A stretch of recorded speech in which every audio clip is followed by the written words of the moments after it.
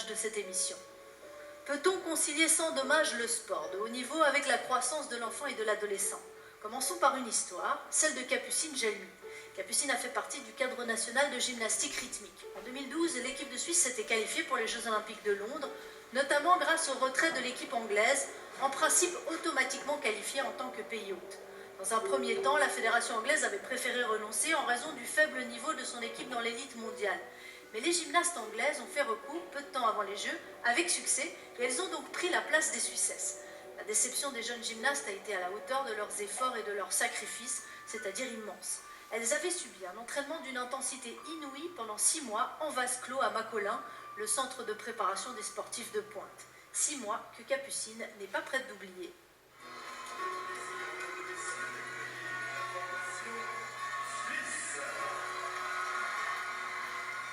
C'est sûr qu'avec 40 heures d'entraînement par semaine, les blessures, elles arrivent plus facilement, la fatigue, elle double.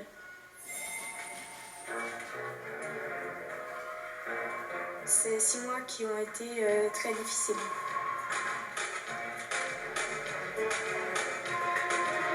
Pour surveiller notre poids, on devait aller tous les jours sur la balance face à l'entraîneur.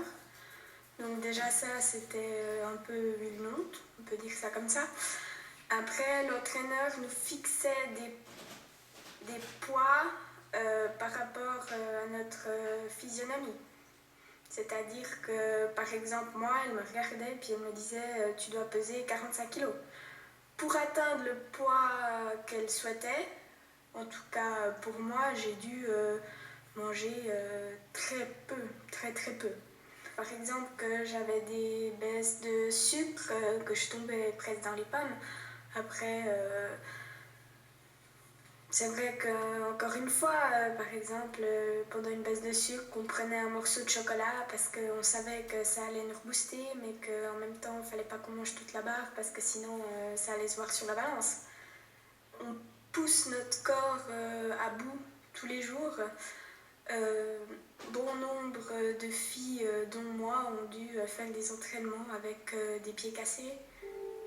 Moi, je peux le dire sincèrement, oui, on prend beaucoup d'antidouleurs parce que, en même temps, c'est un peu la seule solution qu'on a pour oublier les douleurs qui sont extrêmes.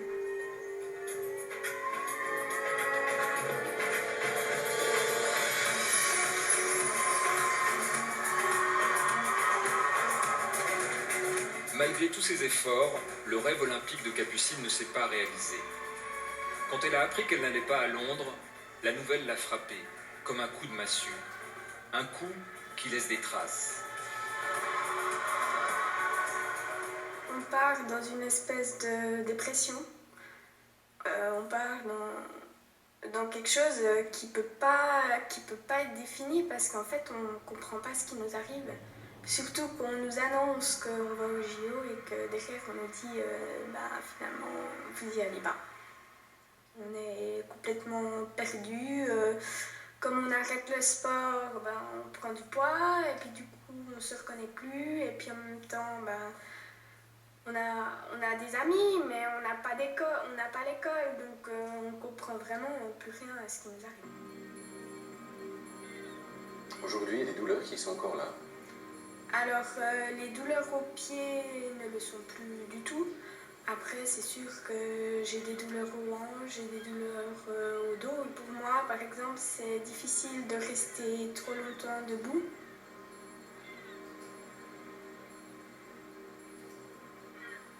Je pense que ça a été les plus belles années de toute mon adolescence. Parce que même si elles ont été extrêmement difficiles, elles m'ont apporté énormément. Donc je pense que jamais je regrettais ce que j'ai fait, même si j'ai mis en risque beaucoup de choses, mais jamais je regretterai.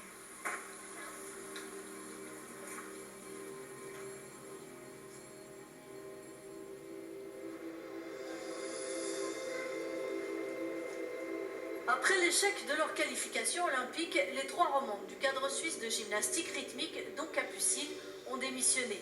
Les entraîneurs des Suissesses ont été renvoyés pour incompatibilité avec la fédération sur les méthodes d'entraînement. Au-delà de cette histoire particulière et choquante, la question du sport d'élite et de ses exigences demeure. Mal dosé, l'entraînement peut avoir des conséquences irréversibles sur la santé de ces athlètes qui débutent leur carrière très jeunes.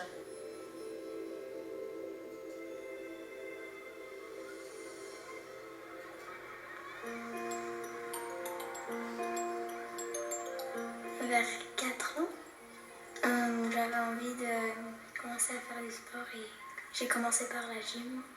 Jusqu'où t'aimerais aller dans les compétitions? Le plus loin possible, mais je sais pas ce que je peux faire le plus. Et pour pouvoir aller le plus loin possible, qu'est-ce qu'il faut faire? Travailler beaucoup et faire de tout le temps mieux que les autres fois. Moi, j'aurais envie de faire les Jeux Olympiques parce que pour moi, c'est la plus haute compétition. Du coup, ce serait super si je pouvais. Anaïs a été séduite par la gymnastique artistique. Elle présentait de bonnes dispositions, un bon potentiel, disaient ses moniteurs, qui l'ont retenue très tôt pour s'entraîner avec les meilleurs. Ils étaient comment les entraîneurs quand tu faisais de la gym artistique? Strict. Et ça devait être parfait directement. C'est-à-dire? On devait être propre du premier coup, de réussir la première fois, tout. À partir de 6 ans, Anaïs a commencé à s'entraîner 15 heures par semaine. Et tu trouvais ça comment? Un petit peu trop, parce qu'à la fin de la semaine, j'étais toujours fatiguée.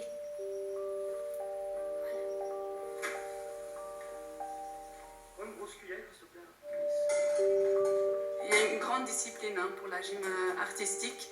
Il faut être capable d'encaisser les remarques fréquentes, les charges d'entraînement qui sont quand même lourdes. C'est beaucoup d'heures. Et puis voilà, ça ne convenait pas à son caractère. Il a fallu trouver une autre discipline, moins stricte, plus fun, mais exigeante aussi. Anaïs s'est mise à la gymnastique acrobatique et la transition a changé beaucoup de choses. On avait le droit de rigoler, il y avait des moments de pause. Et pour moi, ça a fait un énorme changement. Il y a une charge d'entraînement, mais en même temps, elle se fait vraiment dans le plaisir. Et ça change tout. Il n'y a plus cette cocotte minute qui arrive à la maison, explose. Tandis qu'avant, quand on n'a pas le droit de s'exprimer autrement que dans l'activité du sport, si on ne peut rien dire, rien faire d'autre, à la maison, c'est clair que c'est plus difficile. Reste en arrière. Voilà, ça c'est mieux. Excellent. Tu récupères et puis on fait le double après. À 4-5 ans, ils ont besoin de jouer. Ils n'ont pas besoin de s'entraîner. À 4-5 ans, ils ont besoin de développer des compétences motrices de base. Ils n'ont pas besoin de se spécialiser. Or, l'adolescent a un corps qui est en construction, a un psychisme qui est en développement. Et si on veut lui proposer des formes d'entraînement et de compétition qui sont celles de l'adulte, il va se retrouver certainement en difficulté. Dans la famille Ferrari, tant que l'école va bien, l'activité physique est quotidienne. Hubert, le papa, en connaît un rayon. Il est prof de sport. Alors, en tant que parent, moi je veille essentiellement à ce qu'elle ait ses heures de sommeil. On la couche le plus tôt possible, entre 8h et 8h30. Deuxièmement, on fait attention à l'alimentation, on essaie qu'elle mange plus ou moins équilibré. Et puis troisièmement, elle a un médecin, le Dr Schneider, chez qui elle peut aller pour poser des questions, ou bien pour avoir un suivi par rapport à sa croissance, à son poids, ou aux éventuels petits pépins physiques qu'elle aurait. Écarte là, voilà. Puis là, il faudrait repartir sur autre chose. Moi, ça m'est égal dès l'instant où on trouve quelque chose de joli. Serre les pieds, Soraya. Ah oui, c'est... Ah, ou comme oui, ça c'est sympa. Jos Schneider a suivi des dizaines de gymnastes lors de compétitions de haut niveau, comme les championnats du monde et des Jeux Olympiques.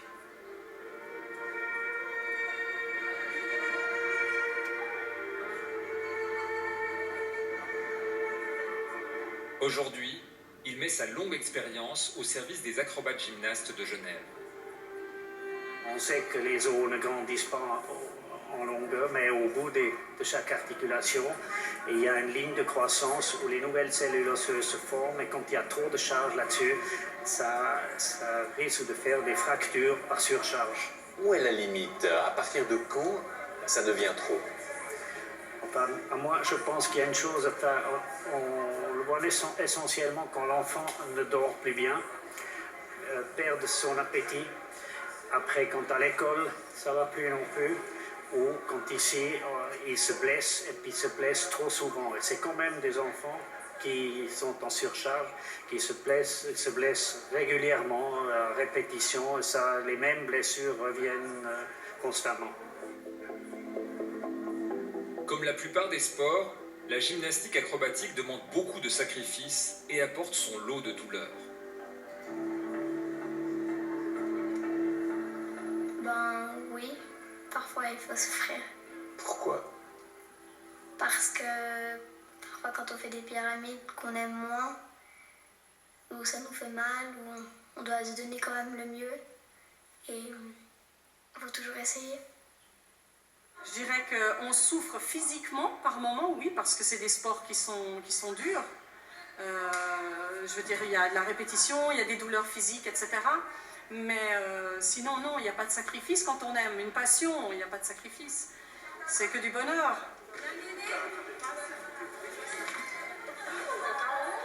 On a beaucoup utilisé des théories. Celui qui souffre le plus à l'entraînement sera meilleur en compétition.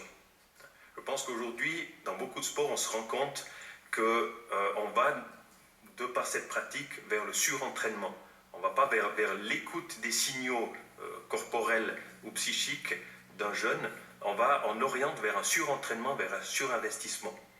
La douleur est présente. Elle est présente dans le sport en général. Je crois qu'il n'y a pas de sport d'élite où on s'entraîne pratiquement tous les jours, où les athlètes ne ressentent pas une douleur ici ou là.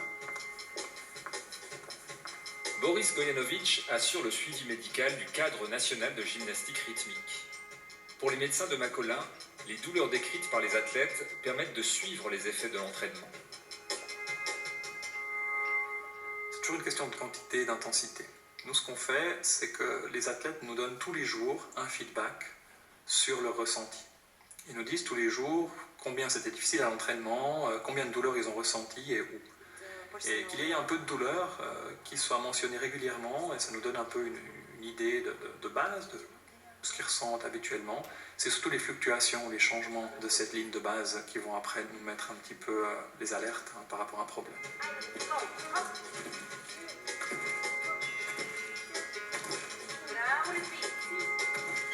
La pratique sportive, son intensité, n'a pas le même impact sur le corps de tous les jeunes athlètes.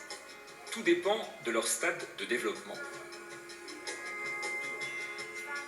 Dans le domaine justement des blessures, de l'impact sur la santé, eh bien, il y a d'énormes variations génétiques. Il y a des enfants qui peuvent tolérer 20 heures d'entraînement par semaine et des compétitions sans jamais vraiment avoir de problèmes importants de santé.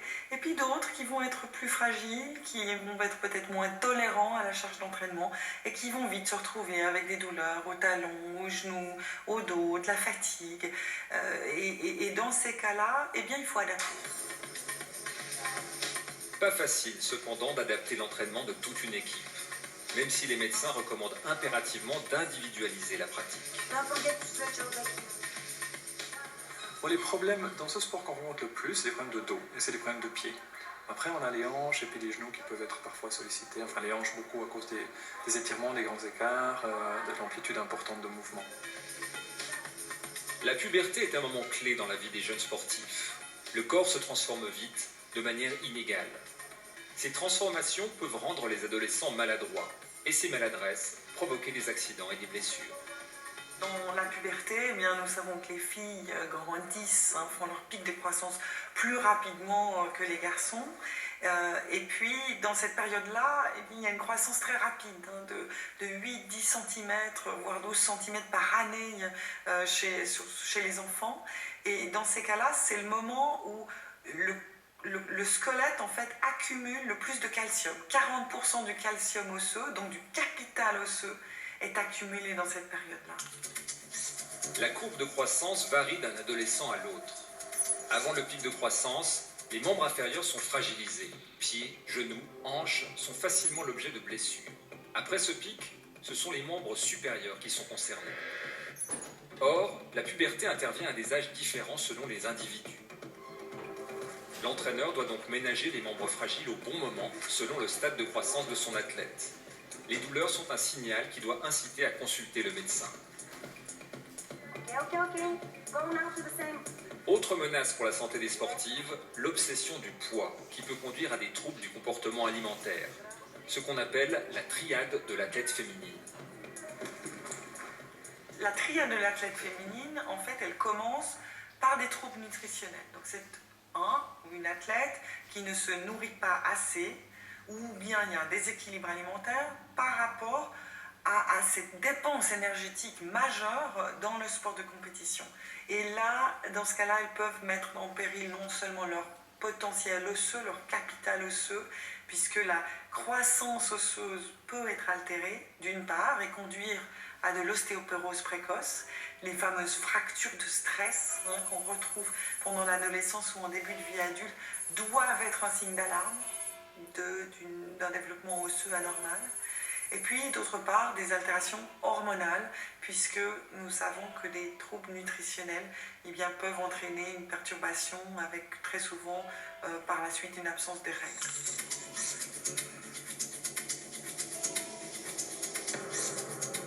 Par rapport à la croissance, si elle a été un petit peu ralentie pendant la période de sport intensif, il y a un rattrapage qui se fait. Et ça, en principe, on l'a assez bien identifié. Par rapport à des troubles hormonaux, notamment au niveau gynécologique avec perturbation de l'apparition des règles, c'est quelque chose qui se rattrape aussi par la suite au moment où on diminue la pratique intensive du sport.